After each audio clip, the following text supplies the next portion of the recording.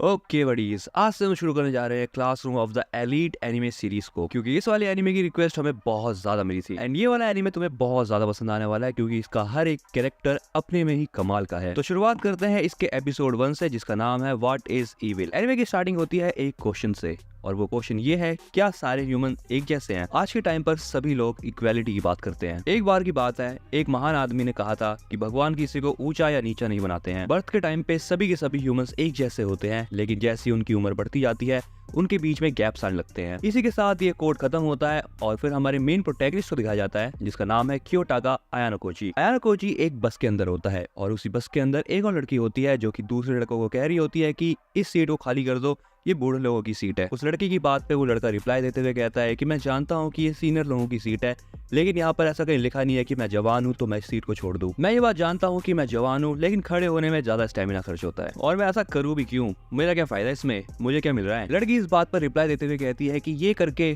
तुम इस सोसाइटी के लिए एक अच्छा काम करोगे। तो लड़का बोलता है कि मुझे कोई इंटरेस्ट नहीं है सोसाइटी के लिए अच्छा काम करके, मुझे तब भी कुछ नहीं मिलने का, और अपने आसपास ही देख लो जितने लोग ये सीट पे बैठे हैं उनका क्या। इस बात को सुनने के बाद वो लड़की सभी बस वालों से कहती है कि कोई भी ऐसा है जो कि अपनी सीट देना चाहेगा। उस बस में जितने भी लोग बैठे होते हैं उनमें से एक औरत खड़ी होती है और वो कहती है कि अगर आपको मेरी सीट चाहिए तो आप बैठ सकती है। आयानोकोची भी बस के अंदर बैठ के सारी की सारी चीजें सुनता है, लेकिन वो रिप्लाई नहीं देता किसी भी बात का। यहाँ पे सीन शिफ्ट होता है और बस एक स्कूल के बाहर पहुंच जाती है। आयानोकोची उस बस से बाहर निकलता है और स्कूल को देखकर कहता है, तो अच्छा ये है मेरा नया स्कूल। आयानोकोची के नए स्कूल का नाम है Tokyo metropolitan advanced nursing high school. ये स्कूल जापानीज गवर्नमेंट ने बनवाया है ताकि जो भी बच्चा यहाँ से पढ़े वो जापान के फ्यूचर के लिए कुछ अच्छा कंट्रीब्यूट कर सके। इस स्कूल की खासियत यह है कि जो भी बच्चा इस स्कूल से पढ़ के बाहर निकलता है उसकी 100% जॉब लगना पक्की है। इसी के साथ ही साथ इस स्कूल का टीचिंग मेथड बहुत कमाल का है, और वो कैसे है ये बात हम आगे जानेंगे। इसके बाद एक नई लड़की को दिखाया जाता है जो कि आयानोकोची के सामने है। वो आयानोकोची से कहती है कि तुम मुझे बस में क्यों देख रहे थे? आयानोकोची कहता है कि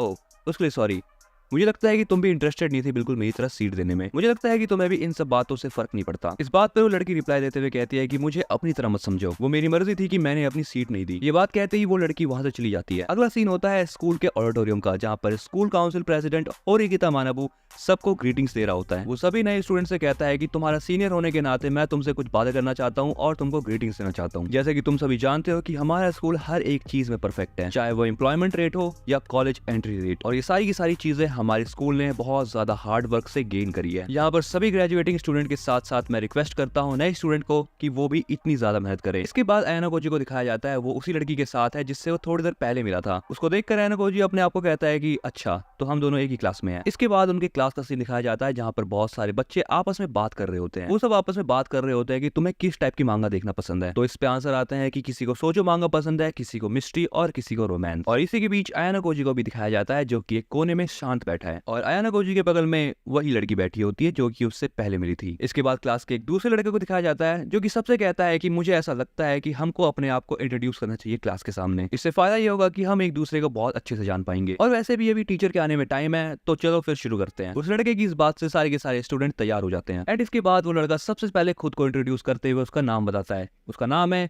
हिराटा योसुके। इसी के साथ वो ये भी कहता है कि फॉर्मेलिटी करने की कोई जरूरत नहीं है, तुम मुझे बस योसुके भी कह सकते हो। मुझे स्पोर्ट्स खेलना पसंद है और स्कूल में मैं सॉकर क्लब को ज्वाइन करूंगा। इसके बाद वो बस वाली लड़की भी खड़ी होती है और वो अपना इंट्रोडक्शन देते हुए कहती है कि मेरा नाम है कुशिदा किक्यो और मेरा गोल है इस क्लास के सभी बच्चों के साथ दोस्ती करना, एंड इसी के साथ मैं तुम सबके साथ अच्छी मेमोरीज भी बनाऊंगी। इसको देखने के बाद आयानोकोची अपने मन में कहता है कि ये लड़की पक्का पॉपुलर हो जाएगी क्लास में और ये दोस्ती बनाई लेगी लड़कों और लड़कियों दोनों को। इसी के बीच सारे के सारे बच्चे अपना इंट्रोडक्शन दे रहे होते हैं और आयानोकोची बैठ के ये सोचता है कि वो क्या बोलेगा जब उसकी बारी आएगी तब, क्योंकि उसके पास ना ही कोई हॉबी है ना ही कोई टैलेंट। मैं बस एक सफेद पक्षी की तरह हूं जो कि आराम से उड़ रहा है। और यही सारी की सारी बातें सोचते सोचते आयानोकोची की भी बारी आई जाती है। अपना इंट्रोडक्शन देने से पहले आयानोकोची ये बात सोचता है कि मैं फुल एनर्जी के साथ अपना इंट्रोडक्शन दूंगा, क्योंकि अगर वो ऐसा करेगा तो हो सकता है कि उसकी स्कूल लाइफ भी बेहतर हो जाए। लेकिन आयानोकोची अपने मन में जो भी कुछ सोचता है वैसा कुछ भी नहीं होता। वो बस आराम से खड़ा होता है और अपना नाम बताने के बाद कहता है कि मुझे तुम लोगों के साथ अच्छा लगेगा। जैसे ही आयानोकोची ये बात खत्म करता है सभी के सभी क्लास के लोग उसे देखने लगते हैं। आयानोकोची ये भी कहता है कि वो किसी चीज में अच्छा नहीं है, लेकिन उसे जितना बन पाएगा वो सबकी मदद करेगा। इसी के साथ आयानोकोची का इंट्रोडक्शन खत्म हो जाता है और सभी क्लास वाले उसकी बात पे ताली मारते हैं। आयानोकोची के बाद एक दूसरे लड़के की बारी आती है जो कि कहता है कि हम छोटे बच्चे हैं क्या जो कि अपना इंट्रोडक्शन देंगे, तुम सब बच्चों को जो भी करना है करो, लेकिन मुझे इन सब चीजों से बाहर रखना। और इसके बाद उनकी क्लासरूम टीचर आ जाती है और वो आते ही सबसे पहले अपना नाम बताती है, जिनका नाम है चाशा मीरासाई और ये है क्लास डी की टीचर। इसी के साथ वो टीचर ये भी बताती है कि इस स्कूल में क्लासेस चेंज नहीं होती है तो 3 साल तक मैं ही तुम्हारी होमरूम टीचर रहूंगी। इसके बाद वो सबको स्कूल रूल बुक पास करती है। वो सबको ये कहती है कि हमारे स्कूल के कुछ स्पेशल रूल्स हैं। सबसे पहली बात यह है कि स्कूल वाले ही तुमको रूम्स प्रोवाइड करेंगे और बाहर की दुनिया से तुम्हारे कॉन्टेक्ट्स लिमिटेड हो जाएंगे। लेकिन टेंशन की कोई बात नहीं है, इस स्कूल में बहुत सारी फैसिलिटीज हैं। तुम्हें जो चाहिए वो सभी की सभी चीज मिलेगी इंक्लूडिंग एंटरटेनमेंट। अगर तुम्हें कोई भी चीज खरीदनी होगी तो तुम उन्हें पॉइंट्स खरीद सकते हो और ये पॉइंट तुम्हें स्कूल वाले ही देंगे। हर महीने की पहली तारीख को तुम्हारे फोन के अंदर पॉइंट्स क्रेडिट हो जाएंगे और हाँ, एक पॉइंट 1 येन के बराबर है और तुम सभी को हर महीने 1 लाख पॉइंट्स मिलेंगे, यानी 1 लाख येन। बट इसका मतलब यहाँ पर यह है कि इनको हर महीने 55,000 रुपए से ज्यादा मिलेंगे, जो कि एक बच्चे के लिए बहुत ज्यादा है। टीचर की हमारी बात सुन के सारे बच्चे अपना फोन चेक करते हैं और वो बहुत ज्यादा सरप्राइज्ड हो जाते हैं। इसके बाद वो टीचर ये बताती है कि ये स्कूल बच्चों को उनके एग्जाम में आए हुए नंबर के ऊपर जज करता है। तुम इस स्कूल में आ गए हो, ये तुम्हारे लिए बहुत बड़ी बात है। इसके बाद ये सीन शिफ्ट होता है और आयना कोजी को दिखाया जाता है एक दुकान के अंदर शॉपिंग करते हुए। शॉपिंग करने के बाद जैसे ही आयना कोजी पेमेंट के लिए जाता है तब वो देखता है कि ये पॉइंट्स सेम येन की तरह ही काम कर रहे हैं और इस पेमेंट मेथड को देख के वो फिर से सरप्राइज हो जाता है। इसके बाद आयना कोजी सोचता है कि हर एक क्लास में 25 स्टूडेंट है और 25 स्टूडेंट के टोटल 4 सेक्शंस हैं और पूरे स्कूल में बस 3 क्लासेस है। इसका मतलब 300 बच्चे। इसका मतलब ये है कि ये स्कूल पूरे साल के अंदर 360 मिलियन पॉइंट देता है बच्चों को और ये सारे के सारे पॉइंट सरकार अलॉट करती है बच्चों को। लेकिन तब भी यहाँ पर आयना कोजी सोच में पड़ जाता है। शॉपिंग करने के बाद वो अपने रूम के अंदर जाता है, तभी वहाँ पे उसको वही लड़की मिल जाती है जो उसे क्लास में मिली थी। आयना कोजी उससे बात करने की कोशिश करता है और वो उसे कहता है कि हम दोनों आस-पास ही बैठते हैं क्लास में,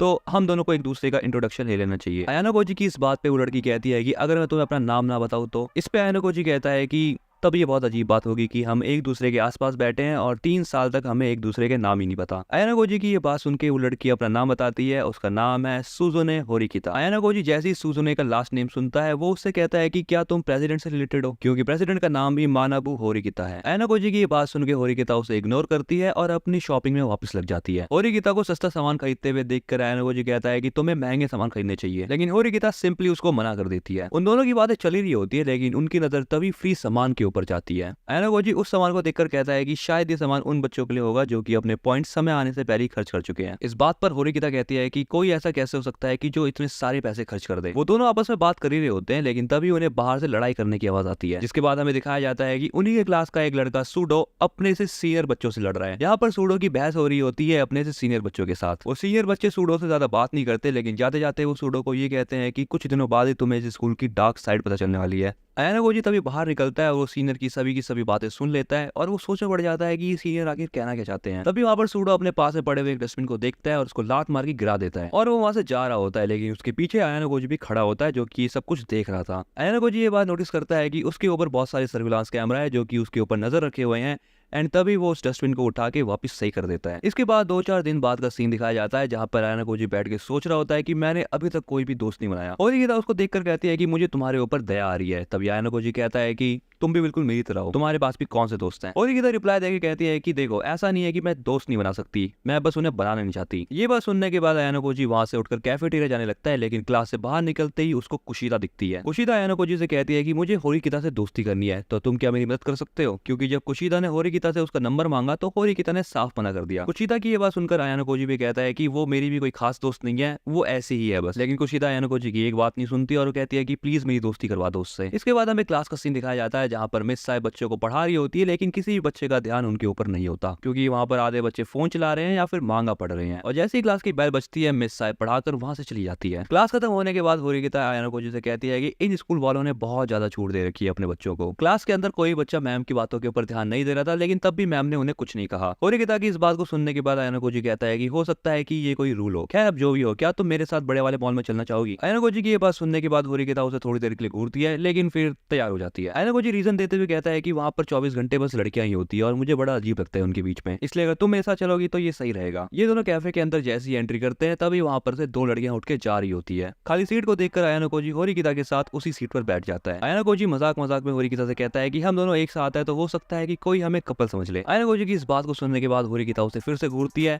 और फिर आयना कोजी कहता है कि मैं मजाक कर रहा था। ये दोनों आपस में बात कर ही रहे होते हैं लेकिन तभी वहाँ पर कुशिदा भी आ जाती है। कुशिदा उन दोनों से बोलती है क्या तुम दोनों यहाँ पर रोज आके बैठते हो। आयना कोजी कहता है कि नहीं, हम पहली बार ही आए हैं। आयना कोजी और कुशिदा दोनों आपस में एक साथ बात कर ही रहे होते हैं लेकिन तभी वहाँ पर अचानक से होरिकिता खड़ी हो जाती है और आयाना कोजी को कहती है कि चलो बस बहुत हुआ। होरिकिता आयाना कोजी से कहती है कि कुशिदा आ चुकी है तो अब शायद तुम्हें मेरी जरूरत नहीं होगी। आयाना कोजी होरिकिता से कहता है कि नहीं, ऐसा कुछ भी नहीं है जो तुम सोच रही हो, हम दोनों बस क्लासमेट्स हैं। लेकिन तब भी होरिकिता कहती है कि नहीं, मुझे यहाँ से जाना है क्योंकि मुझे यहाँ पर कुछ गड़बड़ लग रही है। क्योंकि आयाना कोजी और उससे पहले जो 2 बच्चे बैठे हुए थे वो दोनों भी उन्हीं की क्लास के थे और क्लास को खत्म हुए बस 2 ही मिनट हुए थे, तो इतनी जल्दी आकर इतनी जल्दी वो लोग क्यों चले गए। ये बात और ज्यादा आयाना कोजी से झिड़ी नहीं जाती और आयाना कोजी कहता है कि हाँ ये एक प्लानिंग है। तभी अचानक से कुशिदा खड़ी होती है और होरिकिता का हाथ पकड़ के कहती है कि मेरी दोस्त बन जाओ। होरिकिता कुशिदा से कहती है देखो मुझे तुमसे दोस्ती नहीं करनी, तुम बस अपना टाइम बर्बाद कर रही हो मेरे ऊपर। कुशिदा होरिकिता से कहती है कि अगर तुमने मुझे अपना दोस्त नहीं बनाया तो तुम 3 साल तक अकेली रह जाओगी। इस बात को सुनने के बाद होरिकिता कहती है कि मैं पिछले 9 सालों से अकेली हूँ और अगर तुम किंडरगार्टन के सालों को मिला लो तो और भी ज्यादा हो जाएगा। ये सब बातें कहने के बाद वहाँ से होरिकिता चली जाती है। इसके बाद कुशिदा भी आयाना कोजी से माफी मांगती है क्योंकि उसकी वजह से होरिकिता आयाना कोजी के ऊपर भी गुस्सा हो गई है। आयाना कोजी कहता है कोई बात नहीं, मुझे कोई फर्क नहीं पड़ता। इसके बाद ये दोनों के दोनों बाहर निकल जाते हैं वहाँ से। जैसे वो दोनों बाहर जाते हैं उनको इचिनोसे मिल जाती है और यहाँ पर जो इचिनोसे है वो क्लास 1B की स्टूडेंट है। आयाना कोजी कहता है कि मुझे यकीन नहीं होता कि तुमने इतनी जल्दी दूसरे क्लास के बच्चों से भी दोस्ती कर ली। इसके बाद सीन शिफ्ट होता है और हमें दिखाया जाता है कि बच्चे बहुत ज्यादा मजे कर रहे हैं एंड इसी के साथ साथ बहुत अंधाधुंध पैसा भी उड़ाए जा रहे हैं। यहाँ तक कि टीचर क्लास में पढ़ा रही है और बच्चों का बिल्कुल भी ध्यान उनके ऊपर नहीं है। लेकिन इन सभी बच्चों को ये नहीं पता था कि इनको सबसे बड़ा झटका लगने वाला है इनकी लाइफ का, वो भी 1 तारीख को, क्योंकि अगले महीने की 1 तारीख को इन बच्चों के अकाउंट में एक भी पॉइंट क्रेडिट नहीं हुआ था। ये चीज देखकर इन सभी की सभी बच्चों की ऐसी की तैसी हो गई और उन्होंने मैम से पूछा कि मैम ये क्या चल रहा है। बच्चे मैम से कहते हैं कि इस बार हमारे अकाउंट के अंदर कोई भी पॉइंट क्रेडिट नहीं हुए हैं। ये हो सकता है कि शायद सिस्टम में कोई गलती हुई हो, लेकिन तभी उनकी मैम कहती है कि नहीं, सिस्टम से कोई भी गलती नहीं होती और तुम सभी बच्चे 1 नंबर के बेवकूफ हो। तुम्हें ये सब कुछ मजाक लग रहा था कि तुम्हें 1 लाख पॉइंट ऐसे फ्री फंड के दे दी जाएंगे। तुम सभी बच्चे क्लास में 98 बार अब्सेंट रहे, 391 बार तुम लोग मोबाइल चलाते हुए पकड़े गए हो क्लास के अंदर और ऐसी तुम्हारी हरकतों की वजह से तुम्हारे पॉइंट्स इस बार तुम्हें अलॉट नहीं हुए। इस बात को सुनने के बाद एक बच्चा खड़ा होता है और कहता है कि आपने ये सब कुछ हमें पहले क्यों नहीं बताया। इस पर उनकी मैम कहती है कि मैं तुम्हें पहले दिन बता दिया था कि ये स्कूल बच्चों को मेरिट के बेस के ऊपर जज करता है और तुम सभी ट्रैश हो। और इसी के साथ बडीज ये एपिसोड होता है एंड तुम मुझे बताना कमेंट में कि तुम्हें ये वाला एपिसोड कैसा लगा। एंड नेक्स्ट एपिसोड के लिए फटाफट से इस वीडियो के ऊपर 1000 लाइक्स करवा दो और ऐसी कमाल की डिटेल एक्सप्लेनेशन के लिए तुम सब्सक्राइब कर लो।